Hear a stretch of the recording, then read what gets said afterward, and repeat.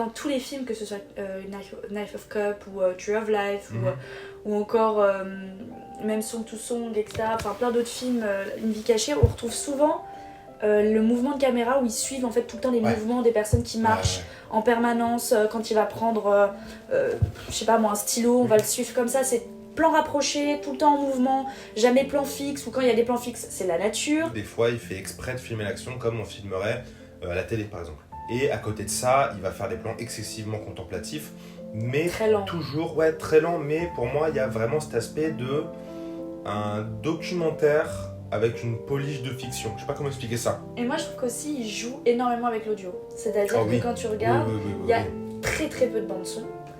C'est très calme, très froid. Des nappes sonores, un peu. Et on entend surtout les bruits de mouvements de chaises, les bruits des personnes qui parlent, et très peu de bandes sonores en fait. Et du coup, ça rend encore plus le côté très lent et du coup très réaliste.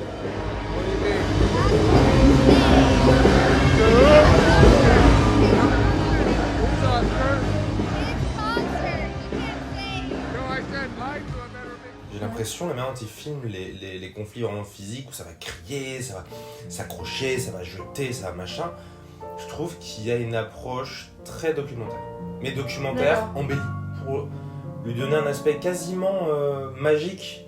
Ça fait un documentaire, mais où il dit « Ouais, mais j'ai envie quand même de maîtriser le récit de mon documentaire. » Et à côté, de faire une fiction où il dit « Ouais, mais j'ai envie que quand je te parle d'émotion, t'y crois. » Il aime beaucoup explorer dans la temporalité par rapport au montage, par rapport au récit, de s'il veut te montrer un flashback, et bah c'est à toi de comprendre que c'est un flashback. Je sais pas comment expliquer ça. Il va pas changer de niveau visuel, il va pas changer le train du film. Je trouve que ça on peut le rejoindre avec le sujet de la nature.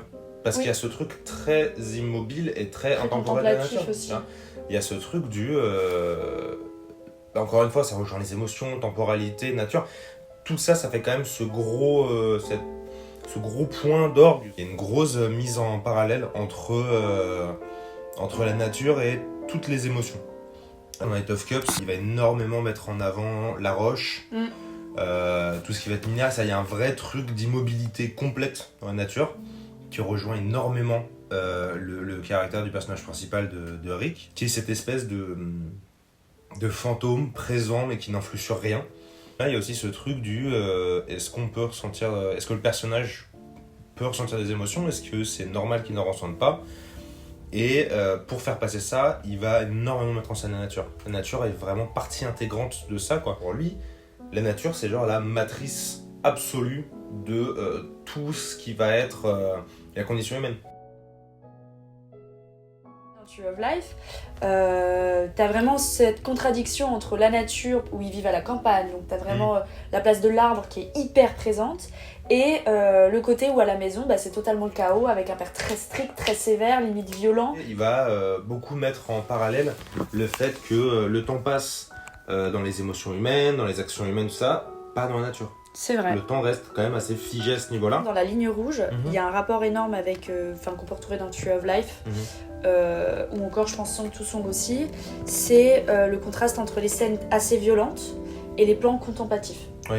Par exemple, dans la ligne rouge, il y a des scènes hyper violentes de guerre où par exemple pendant une demi-heure, tu vas avoir une scène où il y a les soldats qui attaquent. Puis juste après, tu peux retrouver une scène avec l'acteur Sean Payne et l'autre personnage dans pleine nature en train de discuter, où il lui apprend la vie en fait finalement.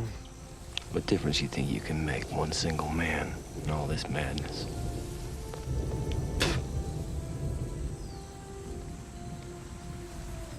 If you die, it's gonna be for nothing.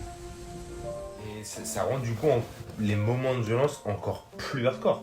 Oui, parce que du coup ça rend encore plus l'humain. Enfin, je trouve que ça déshumanise du coup plus l'humain que ce qu'il est, tu vois. Entre ses paroles et ses actes, il y a quand même du coup un fossé entre les deux. Et ça montre aussi très bien le parallèle, encore une fois, entre le truc du... la nature, ça bouge pas. Il y a quelque chose de quasi religieux dans sa manière de voir le temps qui passe, de voir la nature qui se déroule. Si on veut parler plus généralement de l'œuvre de Terrence Malick, pour moi, il y a un vrai truc de la fascination de ces thématiques et surtout l'aspect excessivement personnel. C'est une œuvre complète, c'est un artiste comme on en voit très rarement. Et surtout pour les Américains qui sont généralement des réalisateurs qui adorent, où il se passe plein de choses tout le temps, où ça soit énormément rempli, que leurs films soient énormément remplis, bah là on retrouve pas du tout ça, quoi. Ces films ont une lenteur comme le réalisme d'une personne, et comme le réalisme d'une vie, et pas comme un film qu'on peut voir de tous les jours.